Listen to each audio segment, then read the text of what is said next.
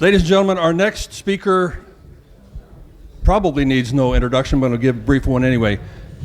Our keynote speaker tonight is Dr. Cyril Wecht. He is a well-known, highly regarded forensics pathologist and consultant on cases that include JFK, RFK, Sharon Tate, Elvis Presley, John Benet Ramsey, and he is a persistent critic of the Warren Report. Ladies and gentlemen, if you haven't heard him before, my encouragement to you is buckle up. He's going to be speaking on the forensic scientific dissection of a U.S. government cover-up. Give a warm welcome to Dr. Cyril Wecht.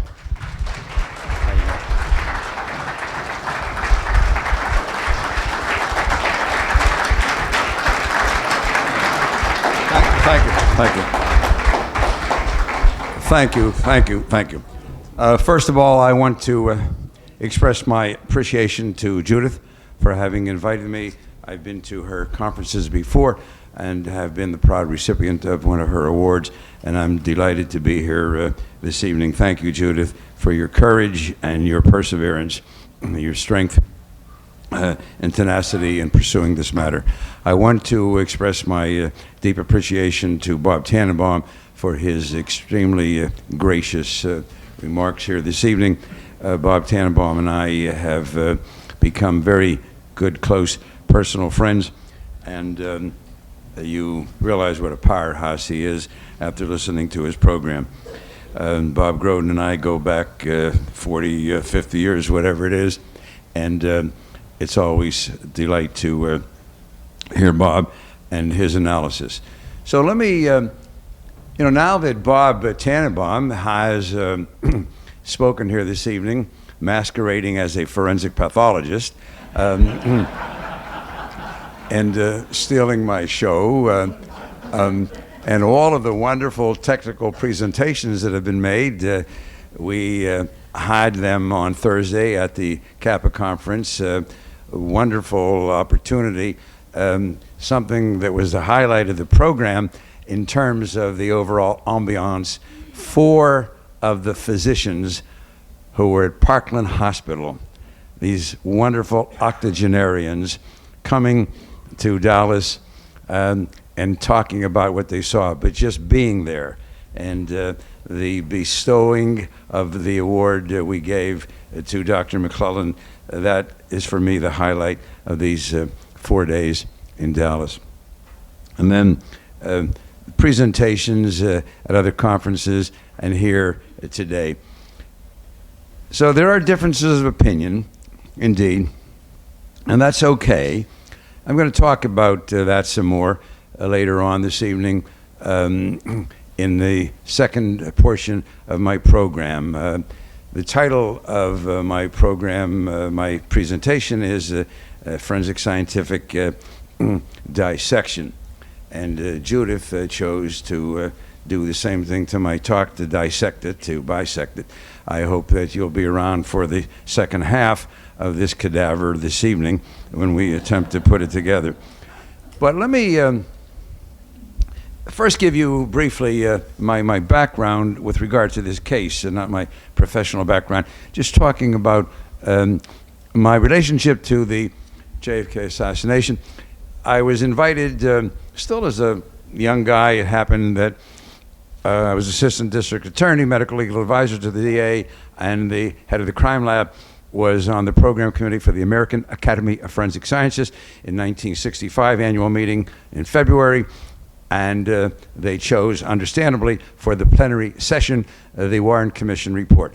And each of the sections of the Academy, pathology, toxicology, criminalistics, anthropology, entomology, odontology, etc., participate in that with a representative from each section. And he asked me if I would be willing to give the pathology section component, and I said, sure. We have a magnificent library, the Carnegie Library in Pittsburgh, and sure enough, they already had all the volumes. I went there, to my dismay, found no index. 26 volumes. And by the way, let me say parenthetically here, one person, Sylvia Marr, a single woman living there in Greenwich Village, New York, before computers, she put together the whole damn index for these volumes, but the United States government was unable to prepare an index. Well, it was frustrating, but finally I found what I was looking for and prepared. So I gave my talk then in February 1965, and by the way, learned later on the FBI agents were present for the Academy's program. They wanted to hear what we had to say. And I'll tell you a little bit later about my interesting luncheon discussion that day with Pierre Fink. Then I got a call from Josiah Thompson, whom I had never met, asking me if I would be interested in writing a kind of a chapter in his book. And I did. 6 Seconds in Dallas, his book, an excellent book. Make sure you read it. And by the way, Tink has another book that is coming out next year. Dynamite book. Make sure you get that. I do not know the publication date. Then I was contacted by District Attorney Jim Garrison to work on the Clay Shaw case. And I did. And I told Mr. Garrison that in order for me to testify, I had to analyze the case and I needed the autopsy report. Well, it was not available. You all know that history. And Garrison went to the federal court. I testified in Washington, D.C. before a federal judge, Charles Halleck Jr. His father was the GOP leader of the House of Representatives for some years. And Judge Halleck ruled from the bench immediately upon conclusion of that hearing that the government should make that available. No sooner had he finished his remarks than the government stood up, and I was amazed. I was still, I guess, young and naive that an attorney should talk that way to a federal judge. The haughtiness, the arrogance with which they stood up and said, "We'll appeal till hell freezes over." And we never got access, and with great reluctance, but I'm proud of my ethical approach. A young guy, is exciting to be able to go down and testify in New Orleans, but I realized it's not right. I haven't seen the materials. So I did not testify in the Clay Shaw trial, having been consulted by Jim Garrison. Then the 5-year moratorium was scheduled to end in 1971. You know, the so-called executive agreement with Jackie Kennedy, sheer nonsense, that all of that stuff would be sealed for 75 years, with the exception, quote, after 5 years, a recognized expert in the field of pathology with a serious historic interest, those are the words, could apply after 5 years. So came August of 71, and I sent in my request to be granted access to the National Archives. Burke Marshall, at the time the agreement was conjured up, was Assistant Attorney General. When I wrote to him, he was a professor of law at Yale University. Got no response. Wrote again in a month or two, no response. I think a third time, no response. I got a call from Fred Graham, then a major reporter for the New York Times, asking me if it was true that I was applying. I said yes, and I told him what had happened. He said he'd check back with me. And then he called me back, as I recall, early December, and asked me if I had heard from Marshall, and I said, no, Mr. Graham, I haven't. And I'll never forget, he said this not arrogantly, but just in a very straightforward fashion. He asked me, do you mind if I contact Professor Marshall? Sometimes people respond to the New York Times. I'll never forget that. And I said, please. And as a result, I'm sure, of intercession by him, I finally heard from Burke Marshall, telling me he was going away on Christmas holiday and he'd be back in touch with me.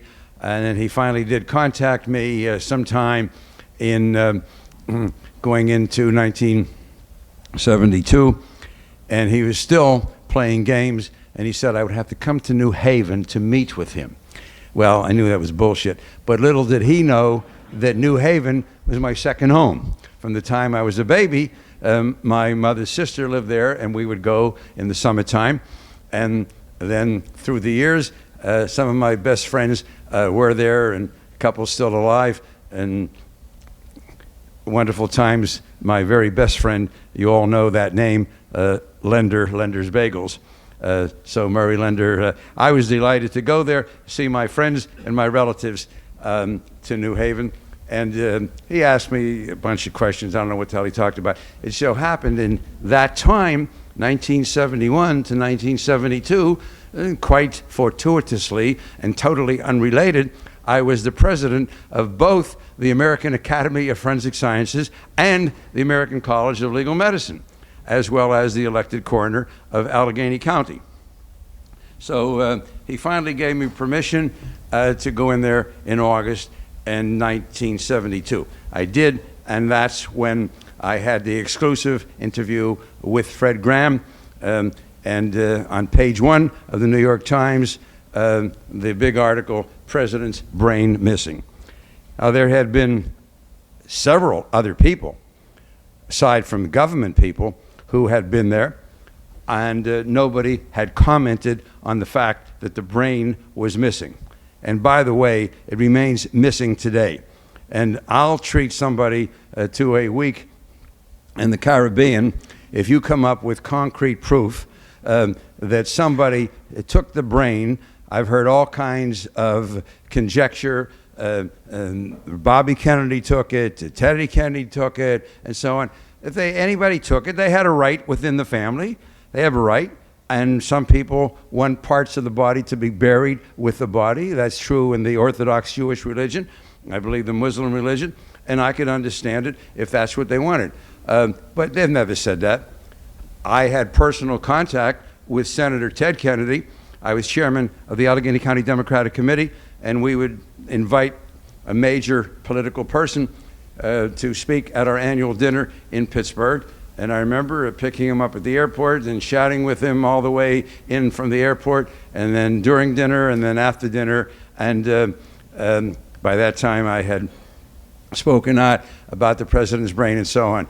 Certainly, that was an opportunity, Senator, to say, Dr. Wecht, I'd appreciate it, if you did not talk about my brother's brain like this and so on. And I would have understood. So there's no proof at all that anybody in the Kennedy family took the brain and preserved it. I say in a very facetious fashion, of course, yeah, that was what Mrs. Kennedy wanted, was to have the brain and place it in formalin and keep it on her mantelpiece at her home. So that was 1972. Then in 1974, I was invited to testify before the Rockefeller Commission. And I spent, I think, about 4 hours there testifying before the Rockefeller Commission. Then, as Bob Tannenbaum has discussed, I became a member of the Forensic Pathology Panel of the House Select Committee on Assassinations, met there with 8 other forensic pathologists, each of whom I knew personally, each of whom was an experienced, highly respected, competent forensic pathologist, all of whom then ultimately went along with the government's version. And then I testified giving my dissenting opinion before the full congressional committee. Congressman Stokes, as Bob has mentioned, was the chairman, and the committee was interested and certainly very polite and so on. So that was it at that time. And then later on, I was an official consultant to Oliver Stone for the movie JFK. Had the wonderful pleasure of going down to New Orleans, and meeting the actors at that time and Oliver Stone for the first time. I remember him giving me the script and telling me that it had been reviewed multiple times and they just had to wrap it up. And the only error that I found, it wasn't for me to rewrite a script, but they had the brain at 161 grams instead of grains. And so they changed that. I just got to mention the visitation that I made down in New Orleans. They were using the old former courthouse for the scene. And when I arrived, and Mr. Stone brought me right up, nudged me to the door, there were Kevin Costner playing Garrison and Joe Pesci playing David Ferry. And Garrison was asking Ferry, Costner asking Pesci, what were you doing in Dallas that weekend? And Pesci, Ferry said, it was duck hunting.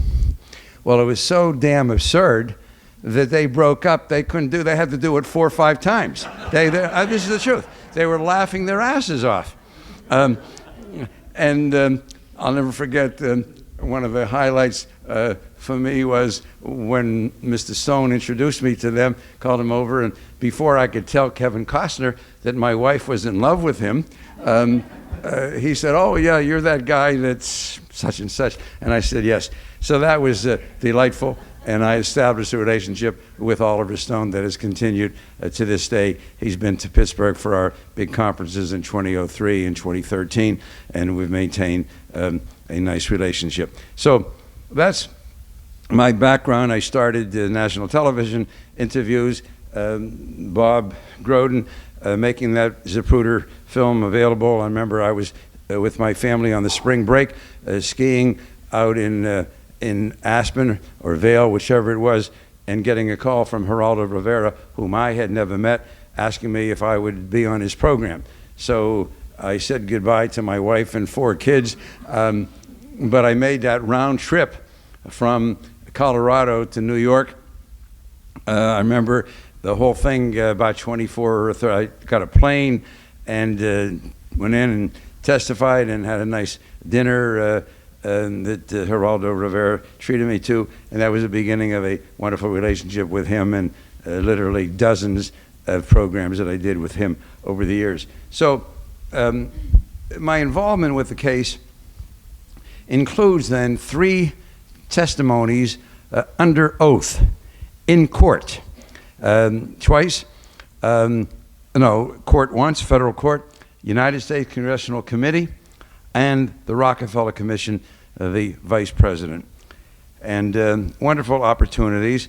And what I've enjoyed over the years is meeting all of the people who have been involved in this, several among the critic community. We cannot lose collectively, individually, our credibility, making us highly suspect and susceptible to ridicule by coming up with things that go so far, challenging every single thing and so on. It's fine if you have some backup and so on. I can assure you there was a tracheostomy. There's no question. There is the sketch of a tracheostomy which was performed superimposed upon a gunshot wound. They did not do that in any kind of malevolent, orchestrated fashion. They saw very quickly that the bullet had ripped through the trachea.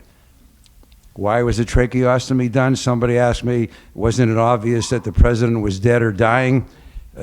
Believe me, that is not something that comes into the mind of physicians working in the ER, or even before that with the EMTs, or 9/11 as it's called. You do every damn thing you can possibly do to resuscitate somebody. I've had people that have been shot multiple times, stabbed multiple times, beaten horribly and so on, obviously dead, and I get them in and they've got ECG pads and defibrillator pads and endotracheal tube held in place by a Velcro strap and interosseous needles.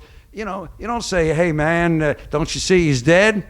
You do what the hell you're gonna do. So they came to that conclusion 25 minutes or so after the president's body had been delivered, I think officially about 1 o'clock. But in the meantime, they weren't going to sit around and take a vote.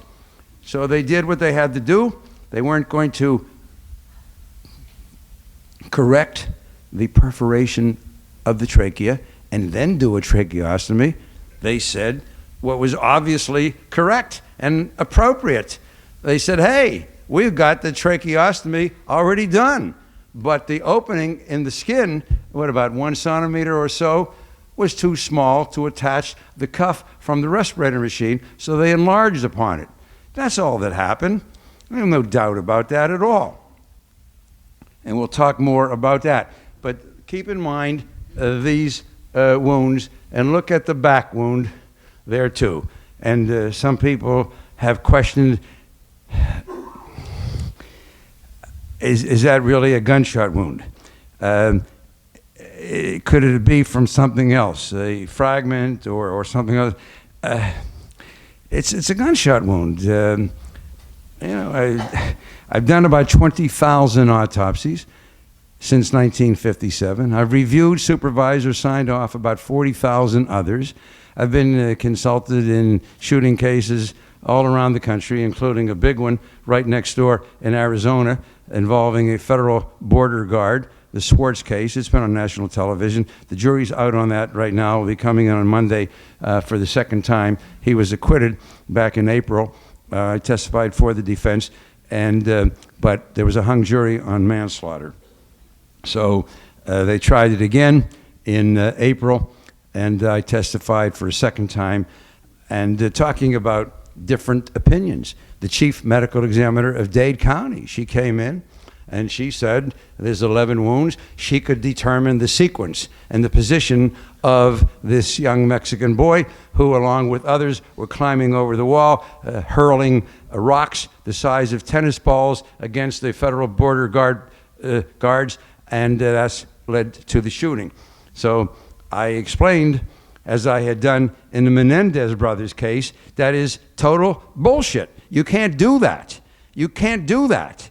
And out in Los Angeles, in the Menendez case, although in the second trial, the government, having been embarrassed the first time around in getting a hung jury, there's no question that the two boys had shot their parents, they spent over $1 million, and that's a long time ago. It'd be $2 million today for failure analysis associates to come up with a rendition which they said they could do, and spent 7 hours giving testimony, and I explained why that was not possible. The jury dismissed that 7-hour testimony in 20 minutes, and I think the jury in the Swartz case did similarly in their deliberations. So now, next, Jim, this is, no, go back one. No, that's okay, fine, so you got it, good. There's a close-up. Go ahead, next, please. All right, now, Conley's wounds. I told you to keep in mind the position of Conley's hat, because there you see the the Parkland doctors' diagram of the wound in Conley's chest. Below the nipple level. Remember, the bullet was traveling about 2,100 feet per second. All right, so it slows down somewhat after going through Kennedy under the single bullet theory even, okay? So you can figure there's 30 inches between Kennedy's front and Conley's back, 30 inches. You can do a little bit of math on that. The point is that for all purposes, when the bullet exits Kennedy's neck under the single bullet theory, it's into Conley, right? It's a millisecond. Well, you tell me if the hat is held here and the hand is here at this level, which you saw, you tell me how the gunshot wound under the single bullet theory exits from below the nipple. There it is. It's there. It's not a matter of interpretation or anybody screwing around with pictures and photos and altering things. There it is for the single bullet theory. These are basics. I don't mean to insult most of you who are veterans in this matter, but it's good to refresh you and to remind you when you're talking with people, and there are a hell of a lot of them out there. Remember, we are still a majority, I believe, but we're not the 82% majority that we once were. The last national poll that I know of brought us down into the low 60s. But we're still in the majority, all right? Keep that in mind. Here's a fragment. I want to touch a little bit of science that Tannenbaum negligently left for me. Thank you, Bob. The bullet in its original state weighed 161 grains. As it was found, it weighed, that stretcher bullet, 399, 158.6 grains. 2.4 grains is exactly 1.5%. So the Warren Commission tells us that the bullet, the single bullet theory works, right? Well, here's just one fragment. There were several others. I had the opportunity to speak with the chief OR nurse, Audrey Hill, and she told me that several fragments were given to her by the surgeons when they were operating on Connolly to give to the FBI, which she did. And I asked her specifically, she said, oh, there were several fragments. And yet we're told that all these fragments together weighed less than 1.5% of the total bullet mass. And this is just one piece of it, to give you an idea. Then you have the trajectory. Contrary to what some of these people have said, the self-appointed defenders and sycophants of the Warren Commission and the government, bullets do travel in a straight line. They may be deflected by bone, by hard objects, but in a body going through soft tissue, they essentially travel in a straight line, no significant deflection in horizontal or vertical fashion. The blue line represents the trajectory of the bullet as it would have coursed through John Kennedy. The broken up red line gives you two-dimensionally, can't give you 3 dimensions of how the government's single bullet theory would have needed to work. Remember that Connolly seated in front of Kennedy, 30 inches separating them, as I said. Just picture yourself. I do this every time I get a break. I can't do it here tonight. Don't have enough time. And with you people, it's not necessary. I get 2 people from the audience, and you're the president, and you're the governor.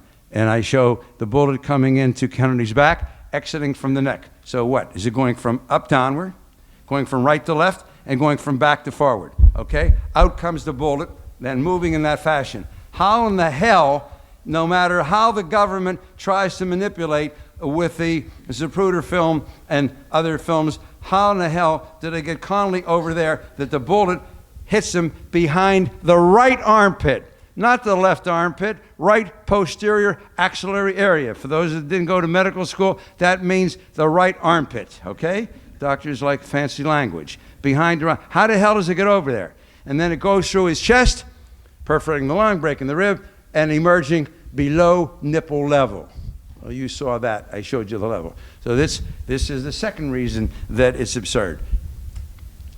And here's the third reason. This is the bullet, intact, lower left, the nose, the cone completely intact. The only deformation slightly at the base of the bullet. So there was somebody there, I don't know who. I would like to find him and treat him to a special dinner, give him a kiss on both cheeks, who said, hey, let's do what scientists are supposed to do. Let's do an experiment. Let's shoot this bullet, 6.5 millimeter copper jacketed lead core ammunition with a Mannlicher Carcano rifle into 3 separate sets of targets. One, cotton wadding, which is what you do when you want to get a bullet that hasn't struck anything, either a barrel of water or cotton wadding. You do that. Then the second set of targets they lined up were goat carcasses to shoot through them, break one rib to simulate Connolly's rib fracture. Then they got human cadavers, shot through them to break the distal end of the radius to simulate Connolly's radial fracture, right? This, if God came to me and said, Wecht, I want you to give up every single thing you own, including correspondence, I don't care what it is, and don't screw around with me, Wecht, I'm God, I'll know. I'm going to let you keep one thing, not a collection, not a grouping, one thing. This is it. This is what I keep. This is the government's case. And so, as I always say, you know, ladies and gentlemen of the jury, you've been extremely patient. I want to thank you. You've been sitting here for 8 weeks of this trial. You've been magnificent. I don't want to take up any more of your time than necessary, but I do have to recapitulate to some extent, because my learned colleagues representing Mr. Oswald, who's here on trial, they've been making fun of the single bullet theory, calling it the magic bullet theory.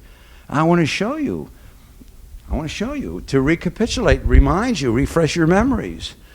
Coming in from the left, the two bullets that are close together, coming in, those are bullets that were shot into cotton wadding, striking nothing.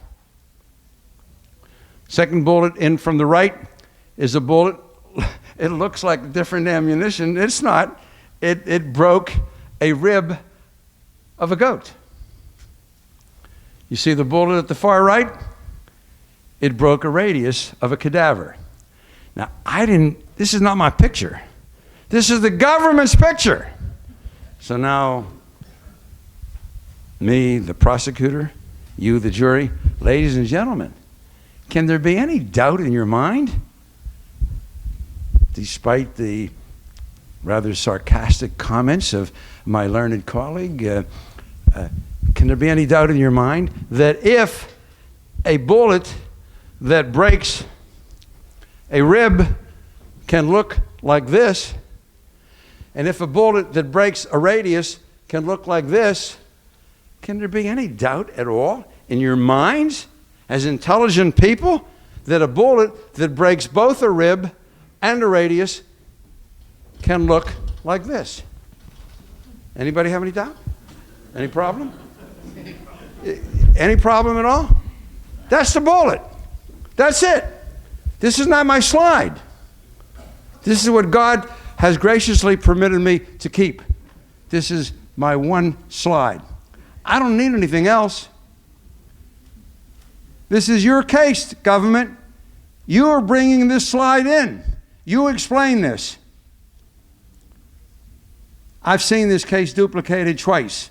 Once I was involved peripherally in Texas, and the other one with somebody that came to be a good friend, John Nichols, a professor of pathology at the University of Kansas, who did this, and he got the same results, and he got the same results of the test in Texas. The next time you're talking then with the defenders of the Warren Commission, ask them about this experiment, and ask them, as I ask you now, why hasn't this been duplicated? Isn't that what scientists do? Get another Manicure Carcano, get some ammunition. Any one of us will graciously and generously pay for it. Do the goddamn experiment again. What is the problem? What is the problem? And so you have the weight of the bullet, the trajectory of the bullet, and the condition of the bullet. And remember something that you all know, as you know your name and when you were born and who your parents were, you know that the single bullet theory is the sine qua non of the Warren Commission report. For those of you who screwed around and didn't pay attention in Latin, you know what that means, something without which something else cannot exist. You either have a single bullet theory, and you can argue before you get into other things. I know there are many other things. But to begin with, if you don't have the single bullet theory, you don't have a single shooter. Oswald, one of the great assassin from Europe, you don't have a sole shooter, front, back, to begin with. And keep that in mind. I'm not saying don't pay attention to the intricacies, the complexities, the controversiality of the various presentations. By all means, suck them up and listen to them. But keep in mind the very basics before you become enmeshed in the government's bullshit and their absolutely contrived defenses. Let's talk about the single bullet theory. Forget Oswald. Forget front back. Two shooters. Mr. Government, you got to go back to court. You got to go back to court. That's the opening of the case. And when I finish up this evening in the second part of my presentation, I'm going to show you how this was handled, deliberately contrived and manipulated from the very beginning after Kennedy was pronounced dead at Parkland Hospital, carrying it over to Bethesda, and to give you some basics about what should have been done, what could have been done, what would have been done if this were John Jones or Harry Brown, what would have been done. And then you can figure for yourselves why it wasn't done, because this was the case of President John F. Kennedy. Let's break for dinner. Thank you.